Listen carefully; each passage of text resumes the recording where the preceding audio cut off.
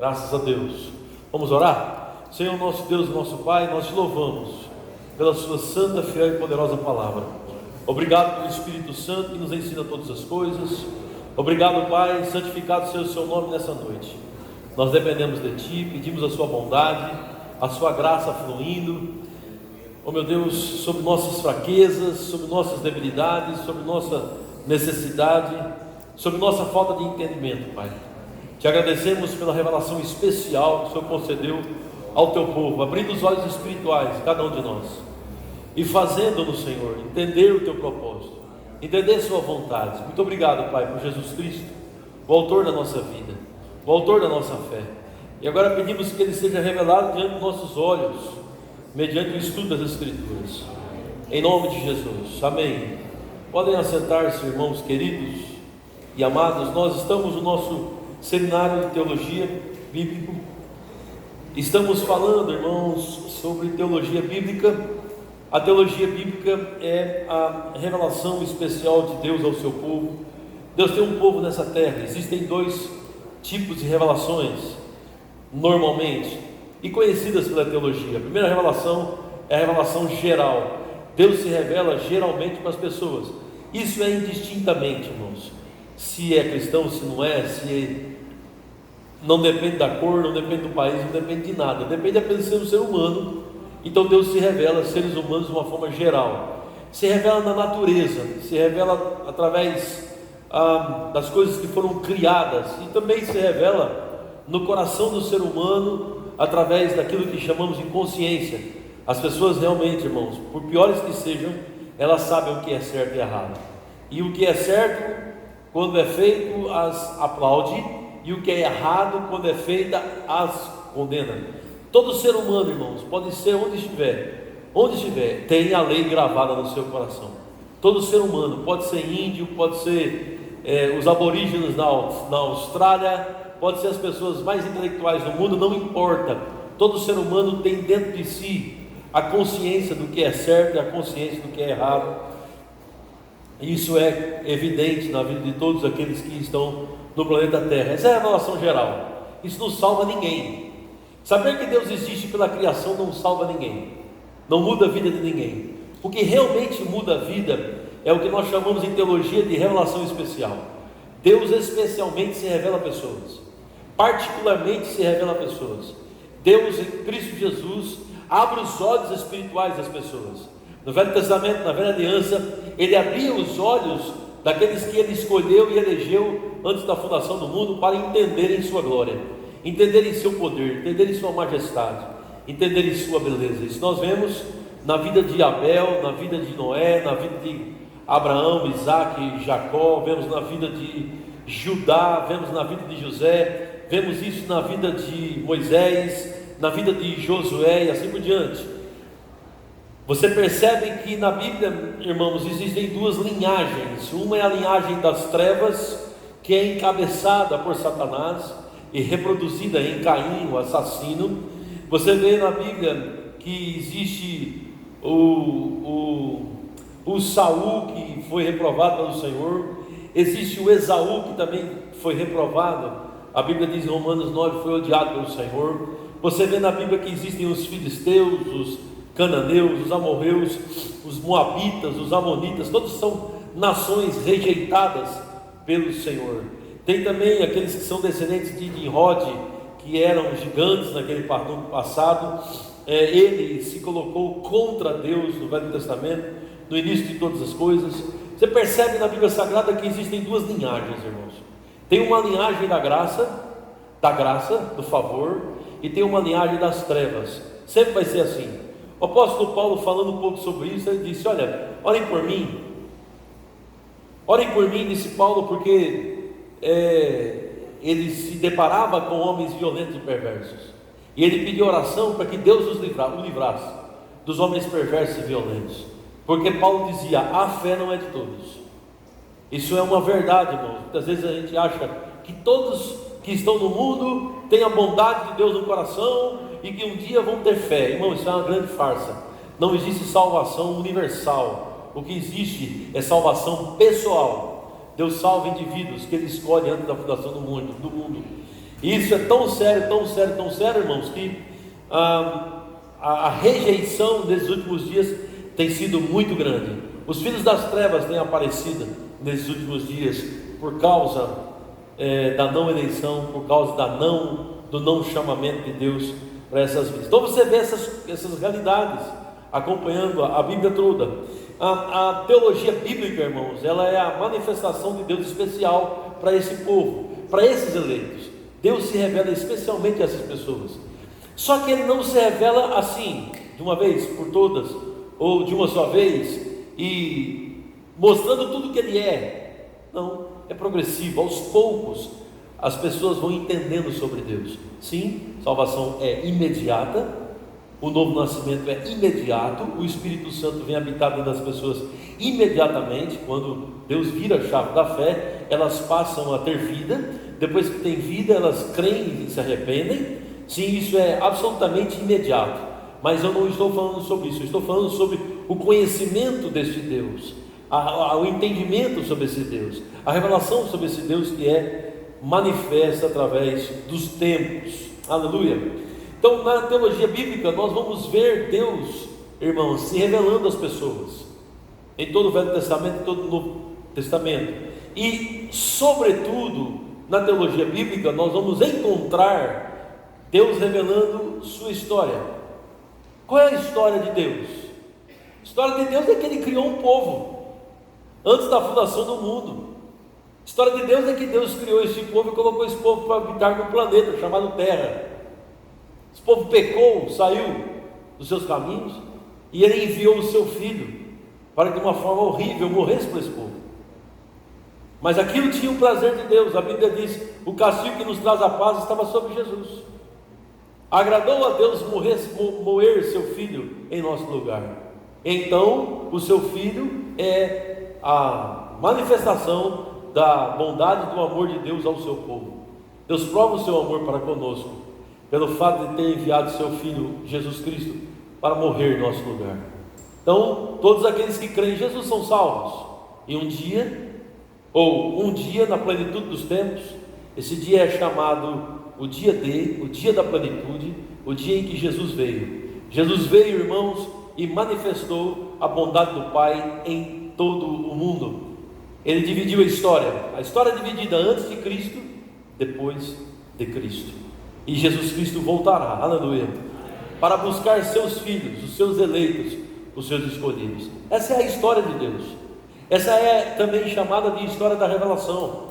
Teologia bíblica também pode ser chamada de história da revelação especial, revelação da redenção especial de Deus ao seu povo. Amém?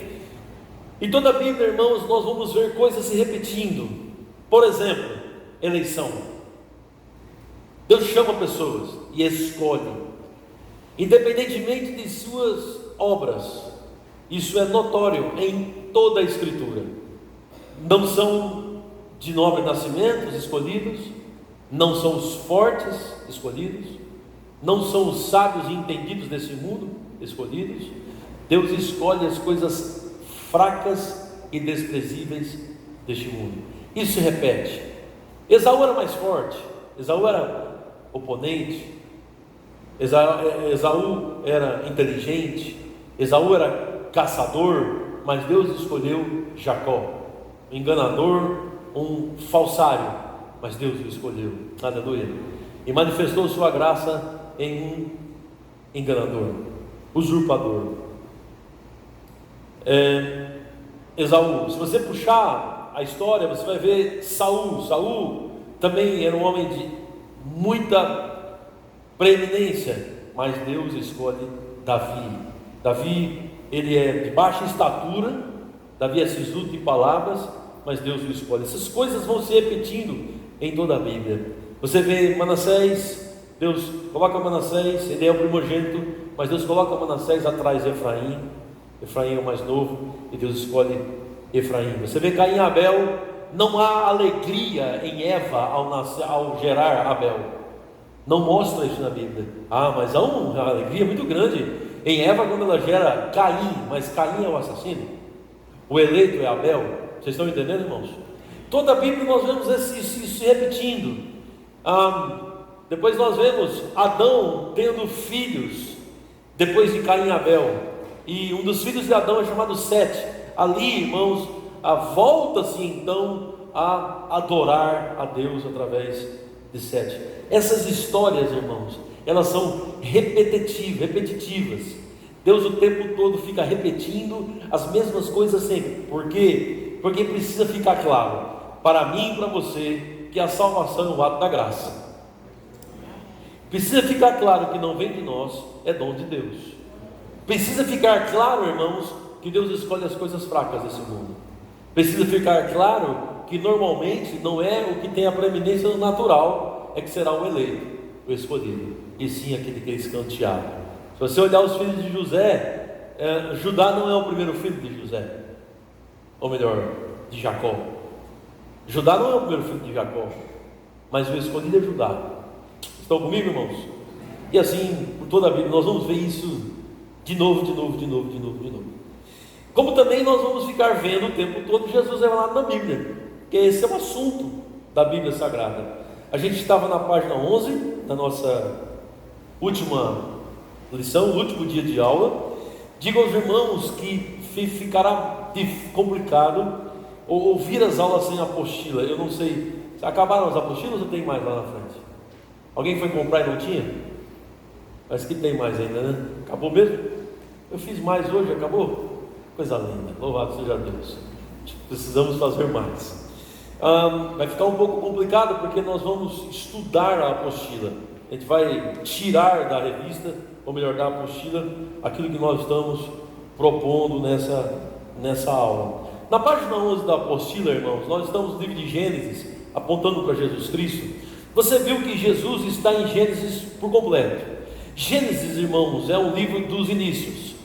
Os teólogos têm chamado também o livro de Gênesis como um livro apologético, e eu concordo. Entenda, o livro de Gênesis ele foi escrito por Moisés. Vamos pensar, quantos anos antes de Moisés o mundo já tinha existido? Vamos pensar. De Adão a Moisés, quantos anos nós temos? Mais ou menos uns 2000 anos, certo? Então 2000 anos nós não temos registro. 2000 anos nós não temos alguém que sentou e escreveu e passou de geração a geração. E como o povo de Israel foi formado? Gênesis mostra isso. O povo de Israel é formado a partir de Abraão. Como uma nação precisa aparecer de algum lugar, precisa aparecer de uma família. Israel, o povo que Deus escolhe, precisa aparecer de algum lugar. Como é que Deus faz? Deus, em sua soberania, escolhe Abraão.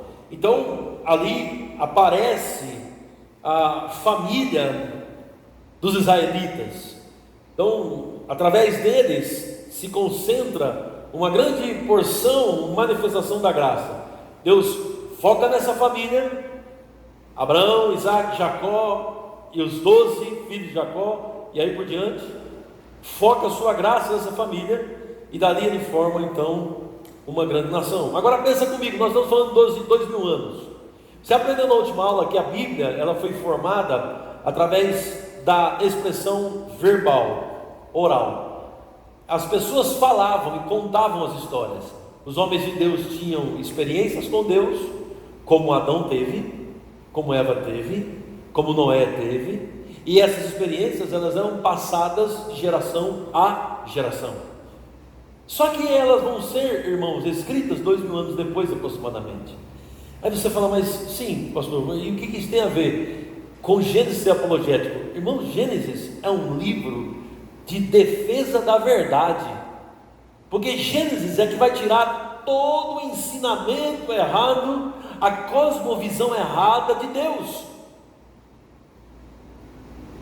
Para você ter ideia, a nação preeminente depois que Israel sai, ou de onde Israel sai, é o Egito. O Egito dizia que Deus era alguém vindo das águas, e que gerou o mundo mediante duas coisas. Uma eu não vou nem falar porque é pornográfica. Vou falar a primeira. Eles diziam que o Deus que gerou o mundo cuspia. cuspia e Deus gerou o mundo. Você pensa, o que isso tem a ver com a gente? Irmãos, Israel viveu 430 anos no Egito. São 430 anos aprendendo a coisa errada. As crianças nasciam, os netos, os bisnetos, e todo mundo aprendia o quê? Coisa errada. Tanto que Gênesis, quando entra na história, entra para desfazer todos os ensinamentos errados. Menos de 1% da população mundial naquele tempo, mundial não, menos de 1% dos judeus acreditaram na história de Abraão, Isaac e Jacó. Eles não criam. Eles criam na história dos deuses egípcios. Você tem ideia, a coisa era tão séria, até Abraão ele era pagão. Abraão adorava vários deuses, e a principal era Anã, a deusa da lua. A família de Abraão toda era pagã. Os povos daquela época, irmãos, eram povos pagãos.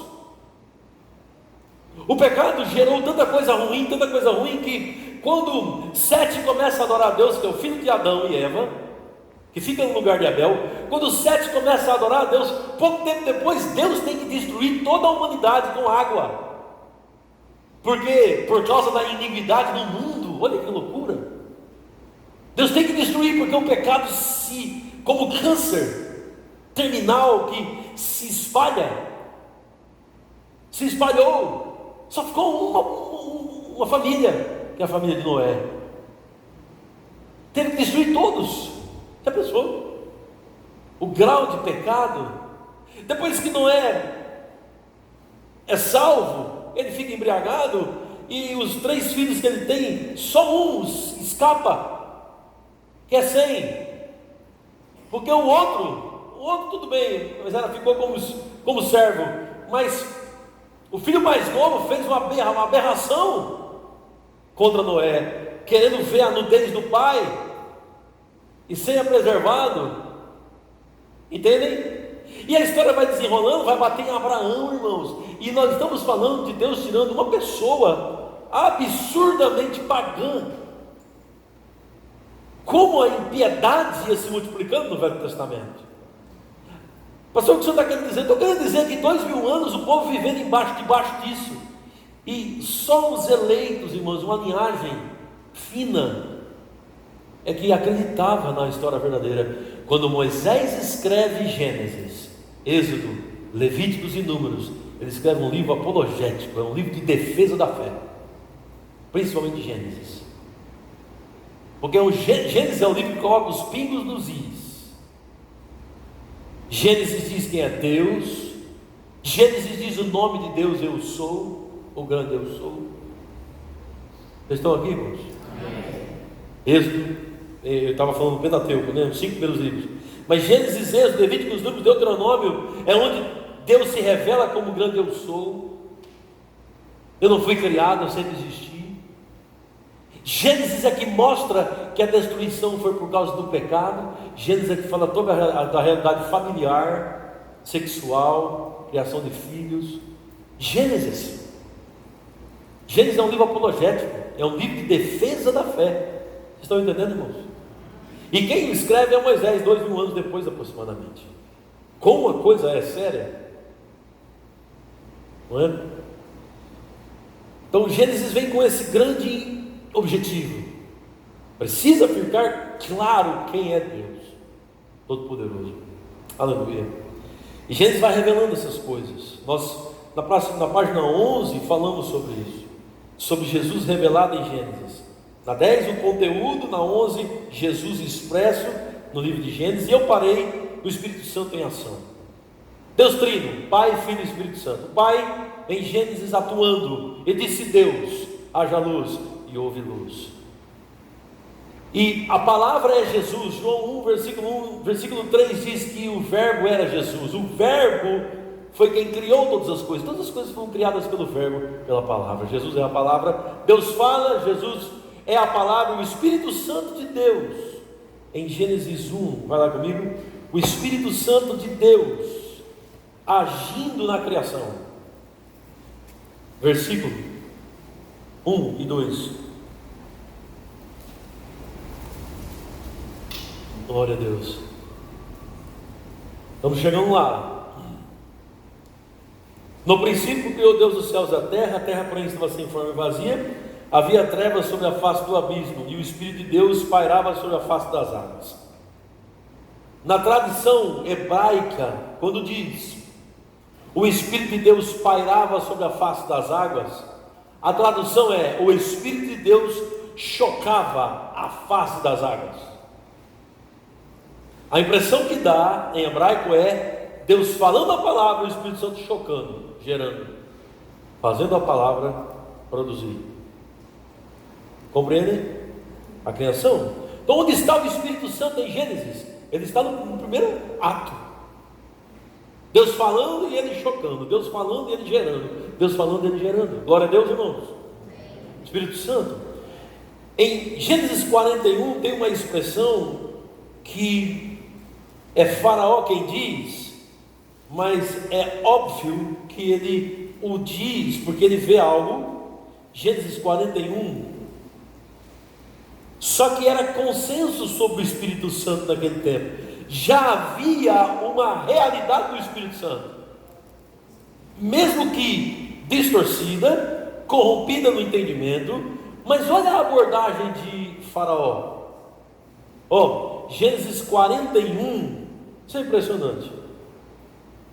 Versículo 37. Aqui sucede a interpretação do sonho de Faraó. José interpreta o sonho de Faraó. Faraó conta o sonho, então José o interpreta, e Faraó acredita naquilo, se dá bem com o sonho, acredita que realmente é a voz de Deus, é a vontade de Deus como realmente o era.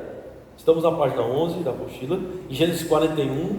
Aí o versículo 37, o próprio José dá uma orientação ao Faraó. Depois de interpretar o sonho, ele diz: Faraó, faça isso. Se você fizer isso aqui, vai preservar a humanidade, vai preservar vida no Egito nos 7 anos de fome. E ele diz assim, 37: o conselho foi agradável a Faraó, quem deu o conselho foi José, e a todos os seus oficiais. Disse Faraó aos seus oficiais: acharíamos porventura homem como este, em quem há o Espírito de Deus? Meu Deus, Faraó não é crente, Faraó não é escolhido, Faraó não é chamado pelo Senhor. Que percepção é essa que ele tem? Fantástica, a ponto de dizer: quem é que tem o Espírito de Deus como esse homem José? O Espírito de Deus falou através de José no Egito, e a graça de Deus sobre José era o Espírito Santo impulsionando José a interpretar o sonho, e aquilo era visível até a ímpio. Você sabe que hoje ainda essas coisas acontecem na igreja, e até muito mais. Até ímpio vê o Espírito Santo sobre a igreja. Quando você dá um bom testemunho lá fora, quando você usa o dom de Deus que está sobre sua vida, as habilidades de Deus que estão sobre sua vida lá fora, como também o mundo vê quando você peca e não anda corretamente, não anda naquilo que é para andar. Foi o Espírito Santo, irmãos, que trouxe os animais para a Arca de Noé, porque alguém teve que trazer aqueles animais para a Arca de Noé. O mundo era grande. Estamos falando de animais espalhados pelo mundo, e vários animais tinham que entrar na arca, 7 pares dos animais puros, e tinha que entrar na arca um par de animal impuro. Naquele tempo já tinha ideia do que é animal puro e do que é animal impuro. Não tinha nem lei, hein, irmãos? Na lei de Moisés essas regras já tinham sido mais claras, explicadas de uma forma mais clara, mas nem a lei de Moisés tinha, mas já tinha uma ideia do que é animal puro e do que é animal impuro. Muita gente acha que entrou na Arca de Noé apenas um casal de cada animal. Não, a Bíblia diz que entraram 7 casais de cada animal puro, e entrou um casal de animal impuro para preservação. Quem trouxe esses animais para a arca, irmãos? Quem os conduziu? O Espírito Santo de Deus. O Espírito Santo cercou essa família que foi formada, que é a família de Abraão escolhido. E a história, irmãos, segue no seguinte raciocínio. Vamos lá, vai comigo para Gênesis. você já deve estar lá. Noé, sua família, e aí há um crescimento através de Sem. Eu quero apenas dar é uma curiosidade, mas faz parte do livro de Gênesis e não está aqui por um acaso. Em Gênesis 11, a Torre de Babel, irmãos. Gênesis 11. Aqui, irmãos, um homem que edifica uma cidade chamada Babel, é um Nimrod. Gênesis 11 é a cidade de Babel. Depois que a Torre de Babel, segura em Gênesis 11, 1 e vai para Gênesis 10. Em Gênesis 10 nós vemos os filhos de Noé, versículo 1. Você está acompanhando comigo? Versículo 1: são essas as gerações dos filhos de Noé, Sem, Cã e Jafé. Quem é o eleito? Sem. Por isso a expressão semitas. Os judeus são chamados de semitas, são descendentes de Sem. Aí os filhos de Jafé, eles dão a sequência. Aí ele vai dar a sequência do filho rejeitado. Agora ele vai dar a sequência do filho, irmãos, que envergonhou o pai, o filho que não é herdeiro da promessa. Na verdade é o filho das trevas, tá certo? Vamos ver a sequência das trevas. Ela está no versículo 6, Gênesis 10, 6. Olha o filho das trevas. Os filhos de Cã, esse é o errado, que envergonhou o pai, descobriu a vergonha do pai, que é Cã. Os filhos de Cã, aí ele diz: Cuxi, Misraim, Put e Canaã.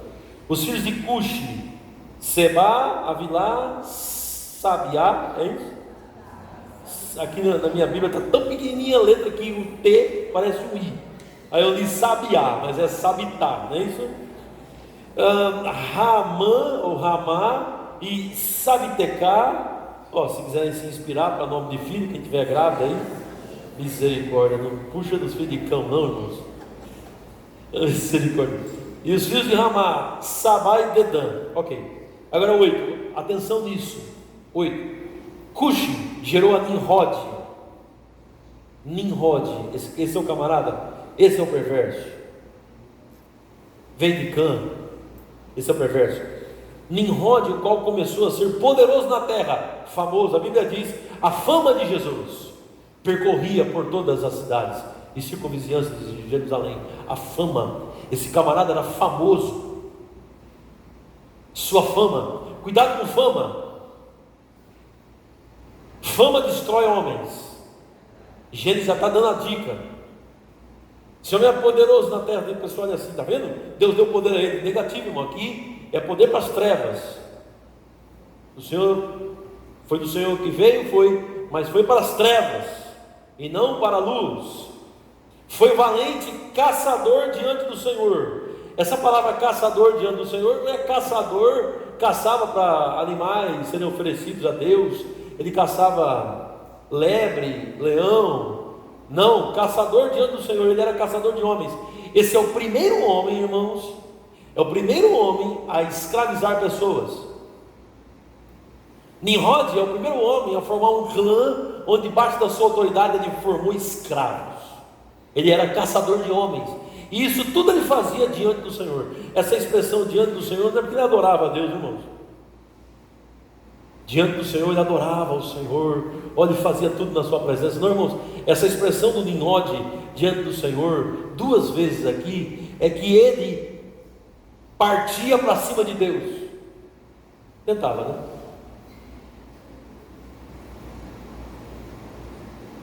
Você está diante do seu inimigo. Ele estava diante de Deus. Ele tinha Deus como inimigo. A literatura judaica diz que Nimrod tinha uma raiva tão grande de Deus, tão grande, porque Deus destruiu o mundo com água.